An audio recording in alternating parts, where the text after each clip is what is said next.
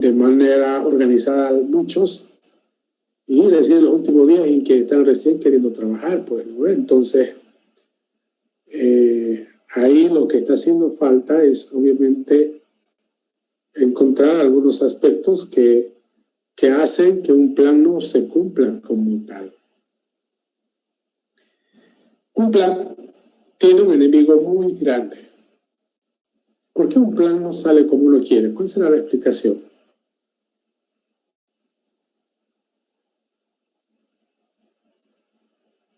¿Alguna idea?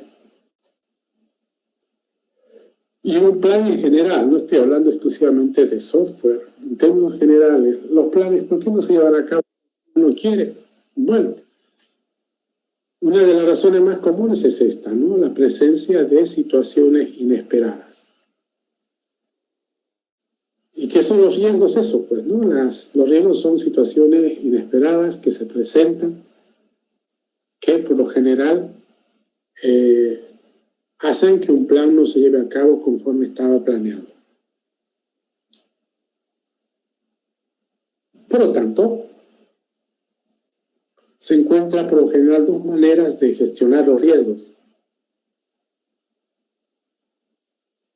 Una forma es que la gente se preocupa por los riesgos solamente cuando estos aparecen. Mientras no aparecen los riesgos, la gente no hace nada. Es decir, es como que reaccionamos ante la presencia del riesgo.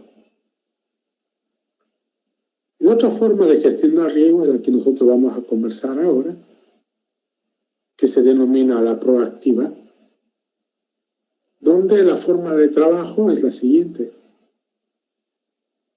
Hacemos el plan para un determinado propósito, pero a su vez también hacemos como una especie de plan de contingencia. Es como que nos preparamos para las posibles situaciones imprevistas que se podrían dar en el proyecto. Y esto obviamente nos va a conducir a que esos riesgos tengan un impacto menor en el proyecto. Queda bastante claro que eliminar los riesgos no es la principal o la finalidad. Ustedes sabrán que los riesgos muchas veces son difíciles de eliminar como tal. Pero sin embargo sí podemos gestionar los riesgos. ¿Qué significa gestionar? Gestionar entendemos que los podemos controlar, los podemos manejar. Por ejemplo, podemos reducir la probabilidad de que el riesgo se presente y también podríamos reducir el impacto del riesgo.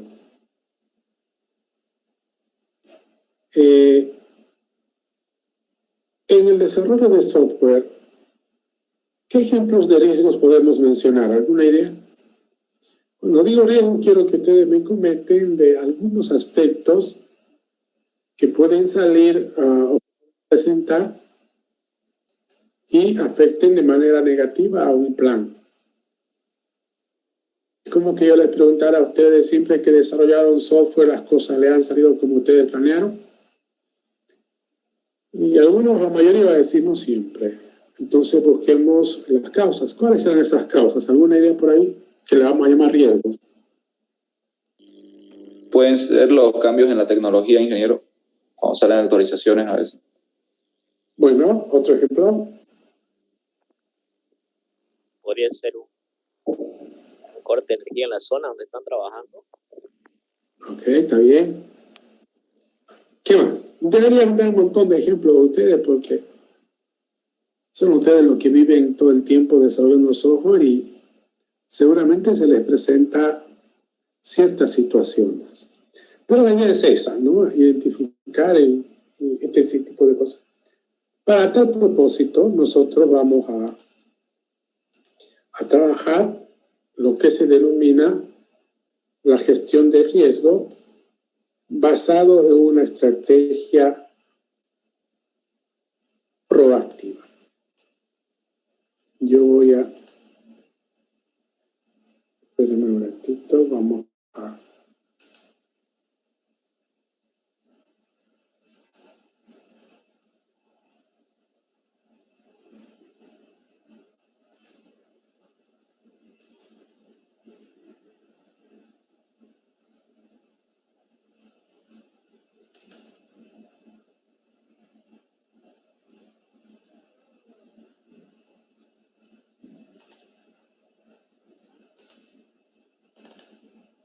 Bueno, ahí está. Por favor, vayan copiando estas actividades y ahorita lo voy explicando una por una, ¿listo?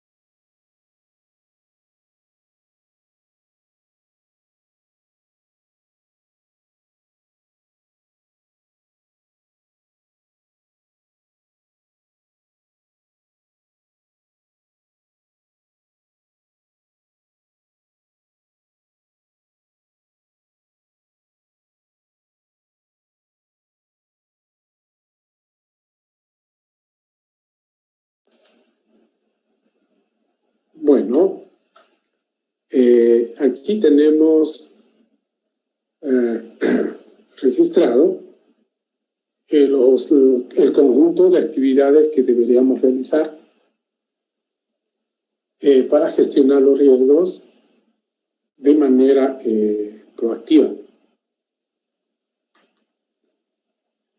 El propósito es este, ¿no? El reducir el impacto de los riesgos en el plan, que quiere decir que independiente de que se presente o no el riesgo en un proyecto, el propósito es lograr que dicho riesgo no impacte de manera significativa, menos crítica en un proyecto.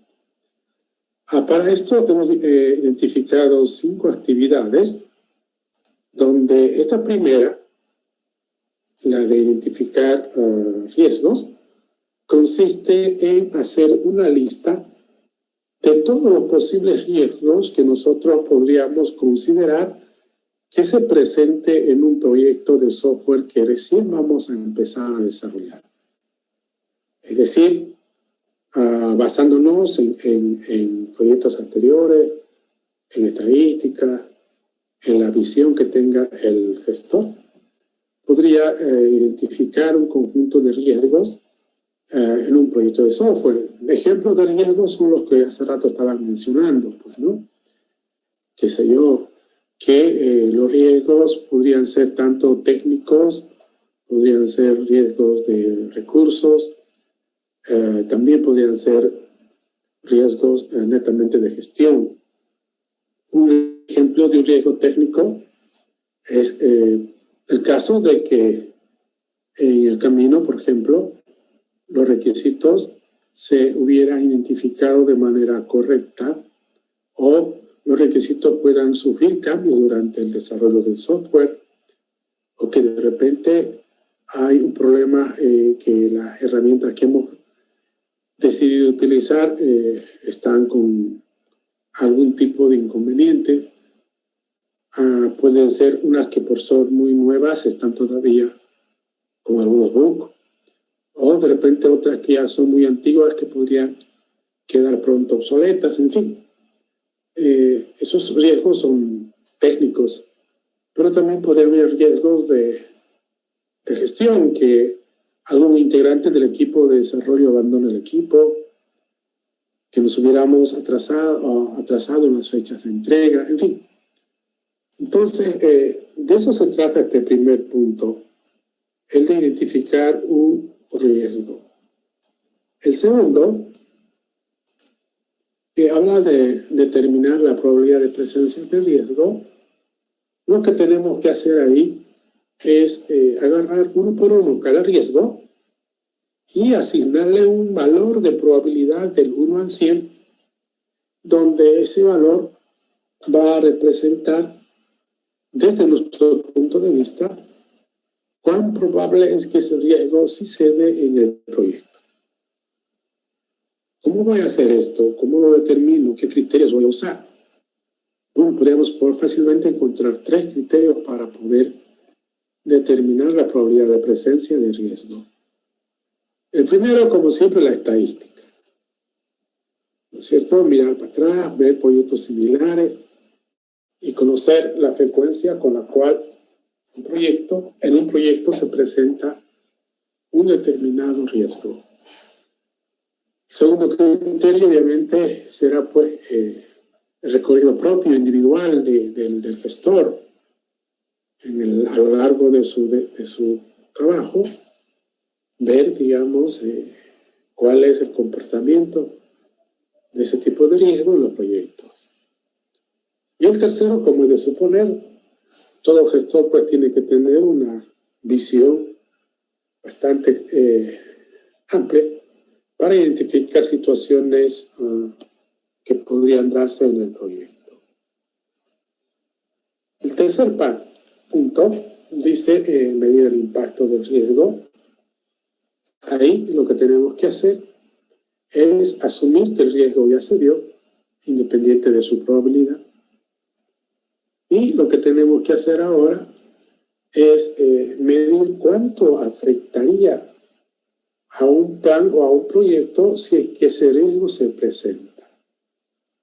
Es decir, es como que voy a crear categorías.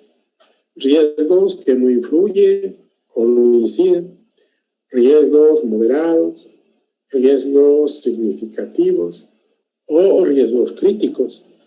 Entonces, en este punto 3, la idea es esa, ¿no? Es poder categorizar a los riesgos. El punto 4 es un trabajo más de análisis, donde lo que hacemos es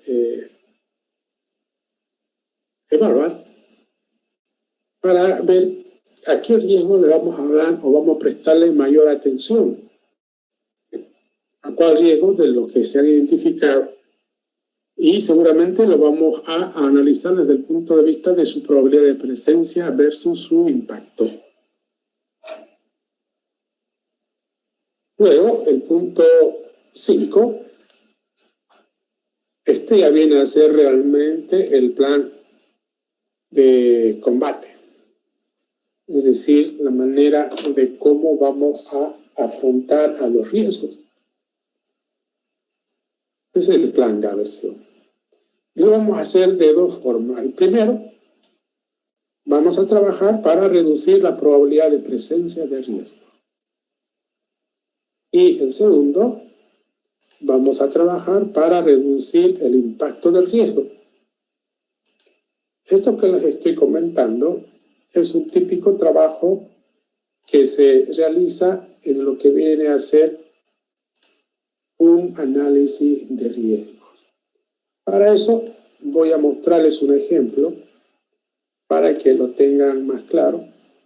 Está acá, fíjense. Estos 5 pasos que hemos definido los representamos en una tablita como la que tengo acá en la pizarra.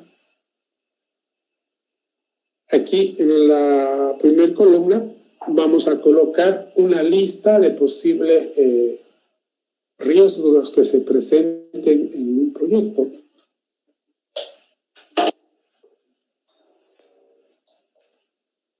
Es decir, todas aquellas riesgos que hubiéramos identificado, vamos a colocarlo acá. Yo coloqué, por ejemplo, un riesgo que dice que algunos de los programadores podrían abandonar el equipo o que el gestor se vaya o cosas por el estilo. Eso es este punto, ¿no? Eso es el punto 1. Ahora, el punto 2 lo hacemos en esta segunda columna. Como les decía hace rato, tenemos que colocar un valor del 1 al 100 el cual nos va a poder indicar cuál es la probabilidad de presencia de este riesgo, es decir, la probabilidad de que ese riesgo se dé en el proyecto. Para este ejemplo de riesgo que coloqué acá, este valor es muy real. La estadística dice que la movilidad de los programadores en abandonar equipos es bastante alta. ¿Sí? Sin embargo, eso quizás ustedes podrían ajustarlo en la medida de su contexto. Luego vamos con el punto 3, medir el impacto, que vendría a ser esto, ¿no? A cada riesgo le asignamos una categoría, como les decía, podríamos tener riesgos que no influyen, moderados, significativos, críticos. Y en este caso lo que hemos hecho poner que este es un riesgo de tipo significativo. ¿Qué entiendo por significativo? Entiendo que es de un impacto bastante alto. Es decir, estoy definiendo que en el caso que algún integrante de los desarrolladores o programadores abandonen el equipo, su impacto en el proyecto sería lo más significativo. Bien, ya acá en el punto 5 tenemos esta primera actividad que vendría a ser esto. Y la segunda actividad que sería esta de acá. Vamos con la primera. Acá voy a escribir un conjunto de actividades que van a tener como propósito, como dice acá, reducir esta probabilidad. Es decir, hago estas actividades, esto podría bajar de un 60 quizás a un 40, a un 20. Por ejemplo, ¿qué podríamos hacer para reducir la probabilidad de que los programadores abandonen el equipo? Como una primera actividad podríamos establecer claramente un contrato formal de servicios, pues, ¿no?, con el programador. Eso es mejor que no tenerlo al programador trabajando de forma verbal. Otra actividad que podría hacer es asegurarme que la parte monetaria o los ingresos que tiene o recibe le sean suficientemente apropiados tanto al trabajo que hace como también seguramente a las necesidades que tiene. Por otro lado, la motivación. La motivación es un aspecto clave que seguramente tener a los programadores muy bien motivados hace que esto pueda disminuir. Bueno, eso es lo que yo puedo hacer y podría escribir más actividades para tratar de reducir esto. Ahora, para reducir el impacto, yo quisiera que en vez que sea significativo baje a moderado, ojalá a no influya. En el caso que el programador abandone el equipo. Y aquí establecemos justamente un conjunto de acciones que nos van a permitir reducir ese impacto significativo. ¿Qué podríamos hacer? Es bastante claro que cuando un programador abandona un equipo, alguien tiene que venir a continuar con la implementación del software. Sin embargo, uno de los inconvenientes más frecuentes que se encuentra es que los nuevos programadores, cuando quieren continuar el trabajo del programador anterior, les resulta complicado entender el código, dado que de repente el programador anterior tiene un código de esos códigos que a veces nadie los entiende, que parecen un espagueti muchas veces. Entonces, una manera de resolver eso es que nosotros como gestores adoptemos un estándar de codificación y podamos inducir a que los programadores hagan la implementación del software según dicho estándar. Si lo cumplen, eso nos va a garantizar que el código va a ser mucho más legible. Por lo tanto, los nuevos programadores no deberían tener mayor problema en entenderlo. Una segunda medida que podría tomar es algo cara esta segunda, pero muy efectiva. Que yo pueda tener en mi equipo una especie de categoría de programadores. Están los programadores senior y los junior. Los senior son los directamente responsables por la implementación del software. Y los juniors son algo así como pasantes, digamos, que están haciendo seguimiento de todo lo que hacen los seniors, de tal forma que si en algún momento alguno de ellos abandona, el otro puede continuar sin mayor problema. Por último, también podría ser una buena medida el de lograr utilizar un lenguaje de programación donde para mí como gestor sea relativamente simple poder conseguir nuevos programadores en caso que se retire alguno y esos nuevos programadores vengan listos para producir y no necesariamente vengan a aprender un lenguaje. Como ven, es más o menos, esa es la idea de poder hacer la gestión del riesgo. En el proyecto de la materia ustedes harán una tabla similar a esta y lo van a aplicar a su proyecto desde un punto de vista obviamente de gestores, pues que en este caso ustedes van a trabajarlo. Bien, no sé si hasta ahí tienen alguna pregunta, algún comentario.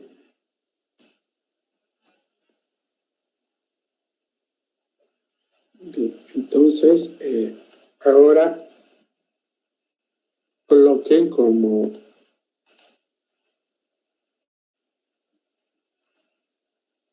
un subtítulo planificación del tiempo.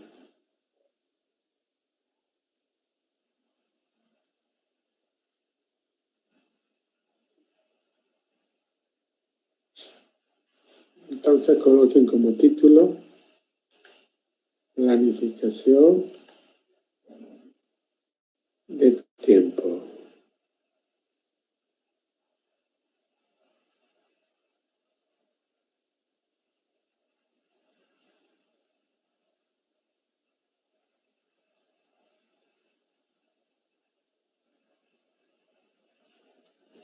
Bien, planificar el tiempo es una de las actividades más trascendentales en el ámbito del desarrollo del software. Normalmente cuando uno desarrolla software, lo que menos quiere evitar, o lo que menos quiere en todo caso, es lograr que presentar excusas, digamos, ante atrasos en las entregas. Ideal siempre va a ser fijar una fecha de entrega y cumplir dicha fecha de entrega. Para eso, lo menos que podríamos hacer es organizarnos el tiempo. Y organizar el tiempo significa planificar qué actividades vamos a realizar durante el tiempo que disponemos para desarrollar un proyecto, como también distribuir ese tiempo entre las diferentes actividades. A veces ocurre cosas como estas. Yo he visto muchos desarrolladores que se les da un tiempo determinado para desarrollarlo y ellos lo toman de una manera como muy a la ligera y no empiezan a trabajar pronto. Se confían mucho en el tiempo y empiezan a trabajar cuando ya falta muy poco tiempo para la fecha de entrega. Y como resultado, obviamente uno está ante esas situaciones donde les queda muy poco tiempo y mucho trabajo por hacer. Y la gente empieza a querer buscar tiempo de donde sea, alargar los días, las noches. Algunos quieren aumentar gente para cumplir con las fechas de entrega. Pero aumentar gente no siempre funciona. De hecho, muchas veces aumentar gente podría complicar el poco tiempo que uno queda. ¿Por qué? Porque la nueva gente que va a venir para empezar no va a venir pues directamente a producir. Seguramente va a pasar un tiempo todavía mientras está en condiciones de producir. Hasta que pase ese tiempo se va a acabar el tiempo para el proyecto. Y por otro lado, nunca va a ser lo mismo trabajar con un equipo en cuanto a cantidad que redoblarlo desde el punto de vista de gestión. Gestionar 10 personas no es lo mismo que gestionar 30 personas. Entonces, son situaciones, ¿no?, que ocurren. Lo que debe quedar claro es que el tiempo de desarrollo en un proyecto es algo que amerita ser 100% gestionado, planeado. El desarrollo de software es un proceso a cumplir. Para dicho propósito, nosotros podríamos utilizar un esquema para representar lo que viene a ser la planificación del tiempo en algo parecido a esto que tenemos acá en la pizarra. Estoy seguro que todos ustedes lo conocen. Este es un clásico diagrama Gantt. ¿Cómo lo ven? En este diagrama Gantt fácilmente identificamos dos elementos principales, entre otros, obviamente. El primero es este de acá, de la columna de la izquierda. Aquí tenemos un conjunto de actividades que se han identificado, en este caso, para conseguir realizar algo. Y segundo, fíjense esta parte de la derecha, del total del tiempo que disponemos para desarrollar algo, ese tiempo fue distribuido entre todas estas actividades. Si nosotros lograríamos ejecutar en su plenitud este conjunto de actividades en este tiempo asignado, no habría razón por la cual no podríamos entregar un producto en la fecha comprometida.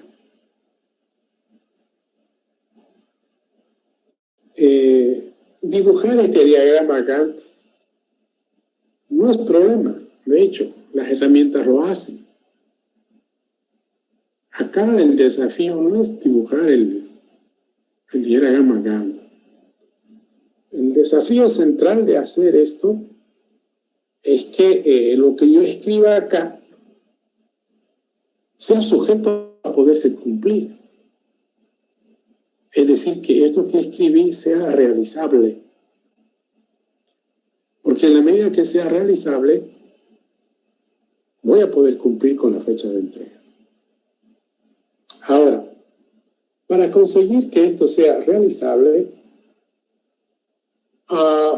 tendríamos que hacer dos cosas. Por un lado, esto que está aquí en la primera columna, es como que yo les preguntara, ¿de dónde van a sacar las actividades para desarrollar un proyecto de software? ¿Qué harían? ¿Cómo saben qué actividades hay que realizar para desarrollar un software? ¿Alguna idea?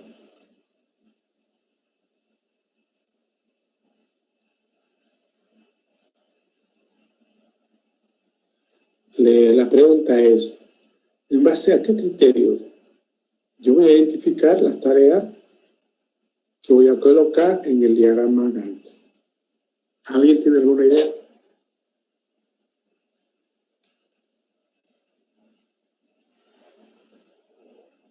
Por ejemplo, un criterio muy interesante es que estas actividades yo no me las puedo inventar por inventar, porque se supone que yo quiero que sean realizables. Entonces yo puedo hacer lo siguiente. Primero, voy a identificar estas tareas o actividades en función a la estrategia de desarrollo de software que yo decida ocupar. Es decir, yo como desarrollador debo definir qué métodos, qué técnicas, qué estrategias voy a usar para desarrollar un software. Y al definir todo eso, automáticamente voy a establecer un conjunto de tareas sí o sí que las debo realizar. Luego, esas tareas también las puedo personalizar. ¿Qué significa personalizar? Que yo puedo agregar algunas nuevas tareas que yo considero que se deben realizar independiente de lo que dicen los métodos, las estrategias de desarrollo de software.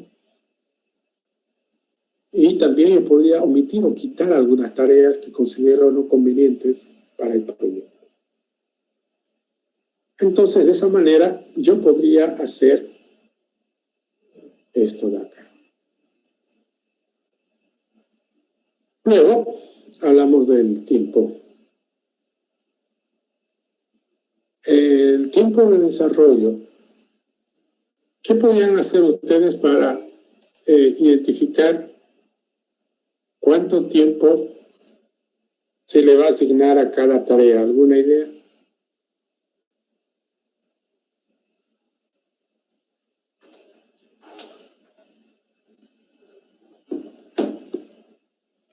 Bien, a eso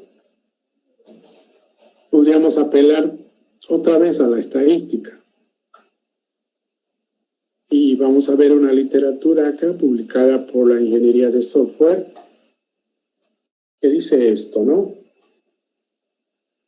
Esto es una distribución de los recursos que sugiere la ingeniería de software que nosotros deberíamos aplicar entre las diferentes actividades que se hace en un proyecto de software, independiente de la metodología que ocupen. Siempre que se desarrolla software hay que entender el problema, esos análisis. Siempre que se desarrolla software hay que encontrar soluciones, eso es diseño. Siempre que se desarrolla software hay que escribir código, eso es implementación. Y siempre que desarrollamos software debemos asegurarnos de que el software tenga la más mínima o no contenga errores. Eso es pruebas. Entonces hay 4 actividades: análisis, diseño, implementación y pruebas. No interesa la metodología de desarrollo que ocupen. En esta sugerencia nos dice esto. Dice que entre el 50 y el 60% de los recursos de tiempo disponible se los debería asignar al análisis y al diseño.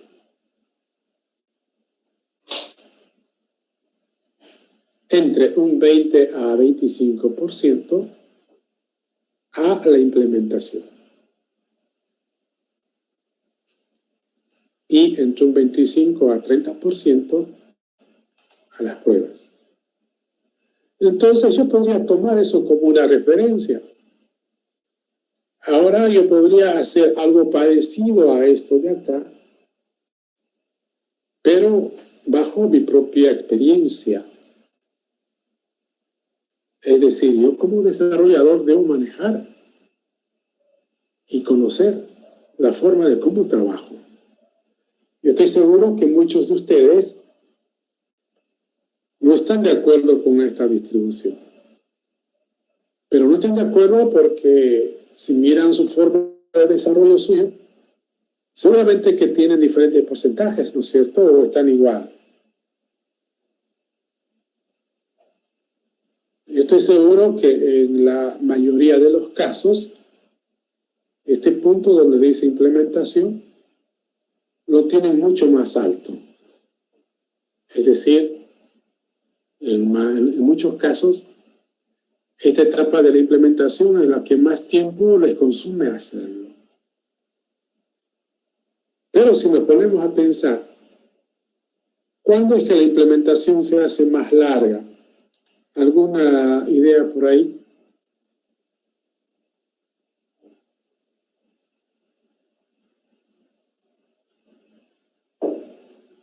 ¿Nadie?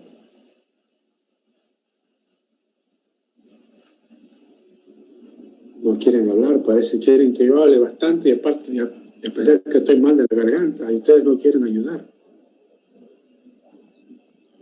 Ingeniero, sería cuando no se tiene bien definido lo que se quiere. ¿Está bien? Muy buen punto. ¿Alguien más?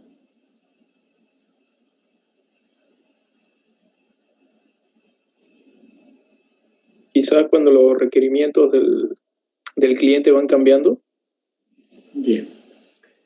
Nosotros podríamos encontrar muchas razones por las cuales la implementación se hace larga y no se ajusta a esto que acabamos de mostrar.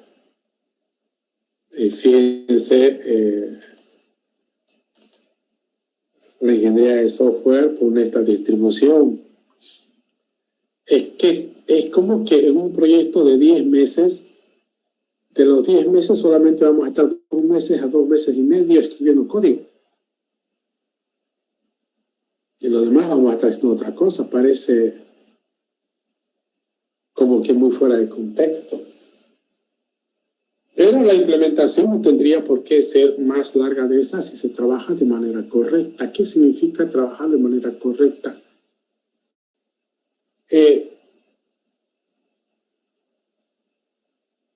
Yo, por ejemplo, podría proponerles un extremo muy grande.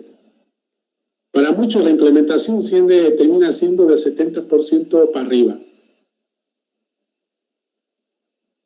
Es decir, más del 70% del tiempo están implementando, programando. Programar llamamos a la etapa de escribir código. ¿Qué significa eso? ¿Por qué se da? Una de las razones la que comentó su compañero, que es bastante clara. Y la implementación se hace larga porque hay mucha gente que empieza a implementar sin haber entendido bien el problema. Y cuando implementa es que recién se da cuenta de las cosas que están mal y que tiene que hacer, rehacer. Es decir, hacer y deshacer. ¿Qué es eso? Es un trabajo deficiente hecho en el análisis. No se entendió bien el problema. Otra razón tiene que ver con que la solución que hemos encontrado de repente no fue muy bien valorada o evaluada y a la ligera la hemos implementado. Y resulta que cuando realmente avanzamos en la implementación nos damos cuenta que la solución no funciona. ¿Y qué hay que hacer? Volver a hacerlo. Borrar y volver a hacer. ¿Qué es eso? Diseño. Mal trabajado. Nuestro gran deseo sería que línea de código que escribimos es línea de código que se queda. Sin embargo, pasa todo lo contrario. Hay quienes avanzan muy rápidamente, escriben una gran cantidad de líneas de código, luego se estancan y lo que más van haciendo es borrando código, y reescribiendo, reescribiendo.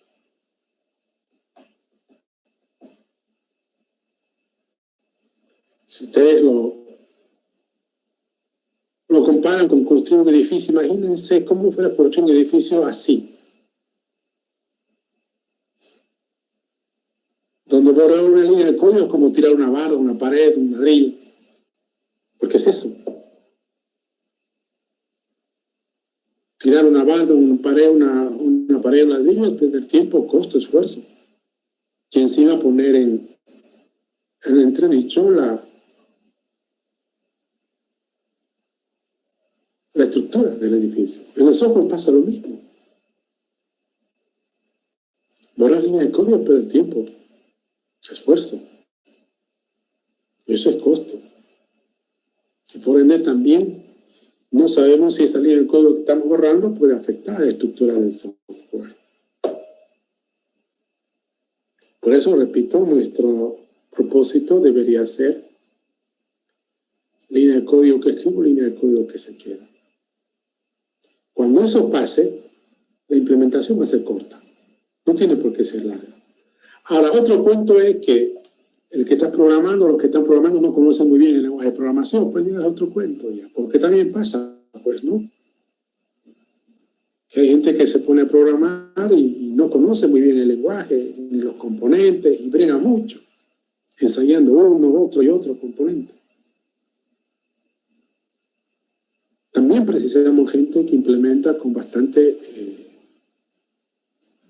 conocimiento sobre las herramientas. Como ven, es una suma de cosas que tiene que pasar para que la implementación sea corta. ¿De qué es posible? Claro que es posible, no es un sueño. Entonces, aquí tenemos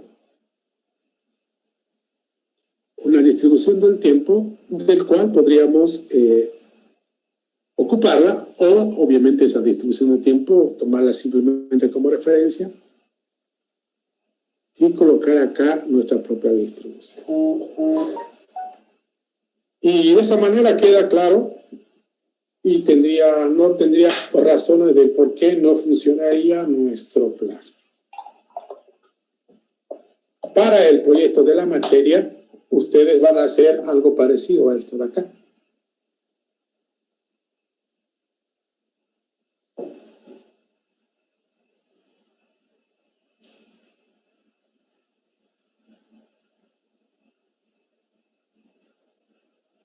Un diagrama Gantt. Pero lo van a hacer de manera libre. ¿Qué quiere decir? Que no lo van a hacer en base al tiempo que tienen en la materia, sino si en caso les sale que tienen que hacerlo en un año, pónganlo un año. Si les sale que lo tienen que hacer en 2 meses, pónganlo en 2 meses. Y por otro lado, esta distribución del tiempo, háganla usando herramientas específicamente diseñadas para eso. ¿Conocen alguna? ¿Alguien conoce alguna herramienta para hacer planificación del tiempo?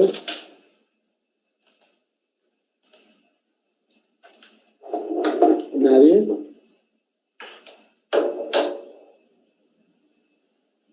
Una herramienta muy conocida es la de Microsoft, ¿no? El MS Project. Entonces podrían ocupar esa herramienta para hacer ese trabajo. También existen herramientas similares en la versión libre. Una, por ejemplo, se llama Gantt. Y ahí también podrían hacer este diagrama Gantt para su proyecto.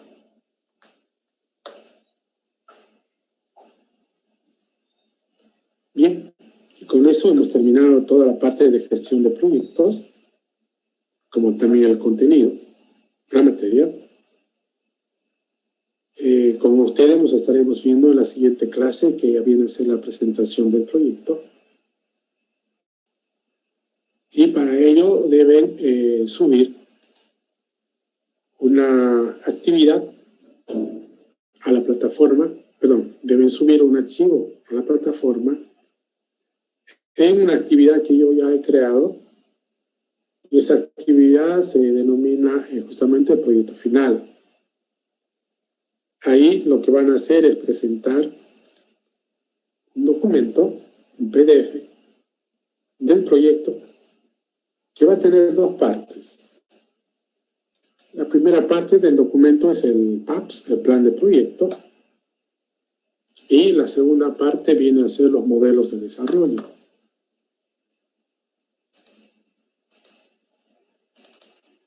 Ese es el contenido de cómo deben estructurarlo el PAPS, el Plan de Administración de Proyectos, que va en la primera parte del documento. Vayan copiándolo.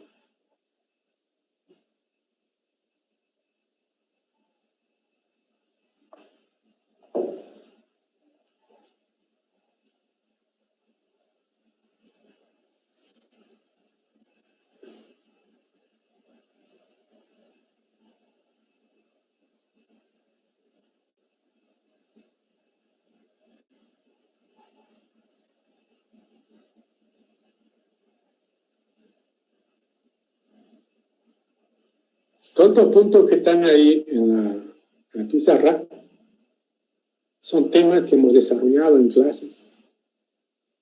Revísenlos, si tienen preguntas en alguno de ellos, me avisan en este momento.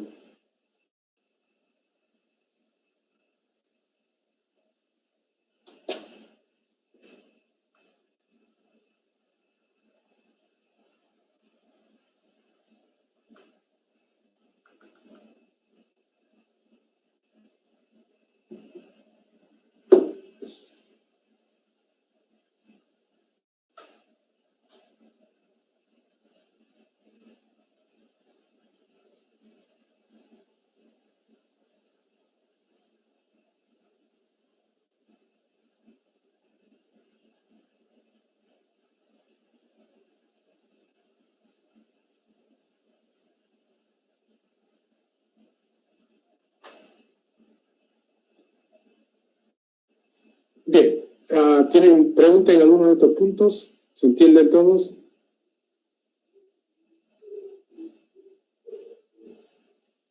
Bueno, entonces suscribimos en el punto. Ingeniero,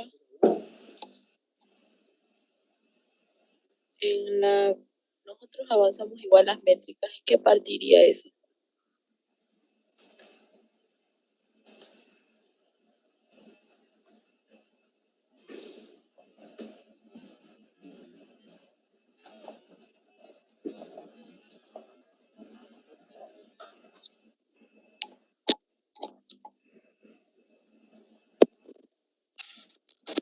Le preguntaba, nosotros avanzamos en las métricas.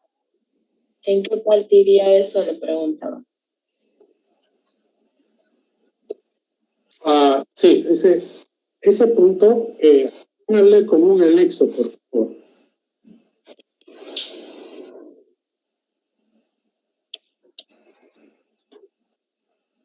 Ya, ingeniero.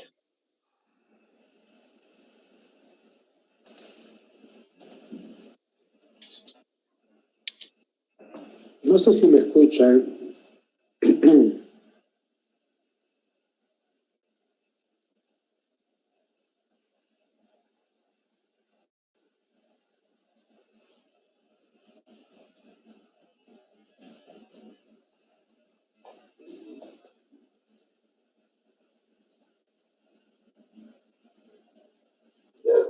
¿Se escucha, ingeniero?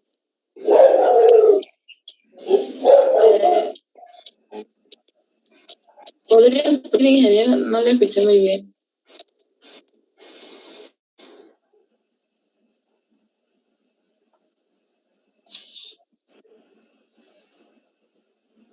Bueno, le decía que hacer las métricas que preguntaba. Las métricas colóquelas como un anexo. Ya. Ya, ingeniero.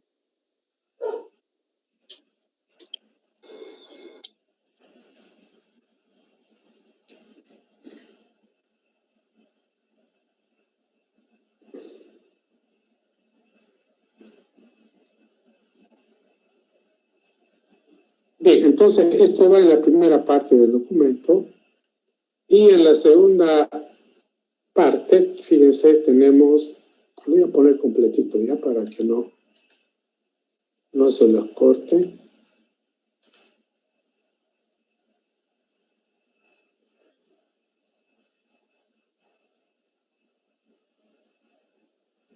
Ya, ¿lo pueden ver bien? Están los 12 puntos.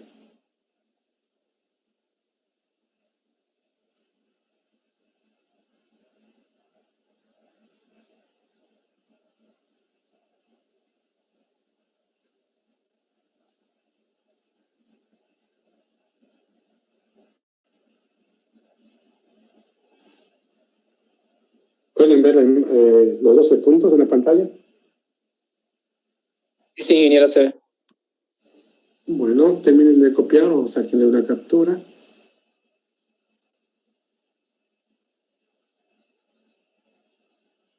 Bien, entonces esto colocan en la primera parte del documento. Y en la segunda parte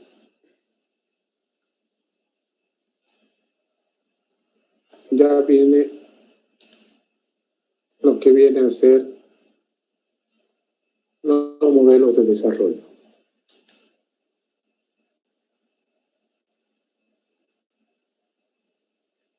Los modelos de desarrollo que van a colocar, bueno, eso va a depender pues del proceso de software que hayan ocupado. Si ocuparon el proceso del RUM o el proceso unificado, van a colocar los resultados del proceso unificado. Si utilizaron Scrum, colocarán pues, los resultados del Scrum en esta segunda parte. ¿Se entiende?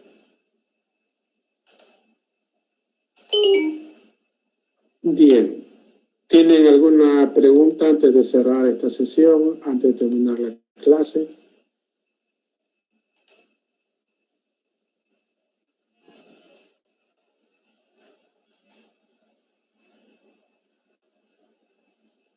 Bueno, jóvenes, entonces nos vemos en la siguiente clase con lo que ya hemos definido. ¿Listo? Hasta luego, jóvenes. Hasta luego, Hasta luego, ingeniero. Pero,